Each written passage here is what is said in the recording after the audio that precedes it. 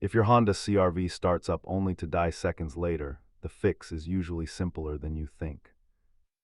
Nearly half of all start-then-stall symptoms in CR-Vs are linked to fuel delivery or pressure loss. Before you start buying parts, let's walk through the systematic diagnostic process. Start with the basics by checking your battery connections and scanning for hidden trouble codes.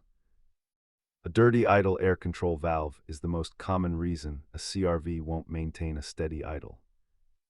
The PGMFI main relay is notorious for failing as it ages, cutting power to your fuel pump. Determine if your issue is an electronic sensor failure or a physical mechanical blockage. While a fuel pump is pricey, most start-stop issues are fixed for less than $100. Cleaning the throttle body and IAC valve is a 5-minute job that solves most stalling issues. You only need a few basic tools and a can of cleaner to tackle this at home. Remember to check for loose vacuum hoses first, as they are the most common free fix. Identify the symptom, clean the sensors, and get your CR-V back on the road today.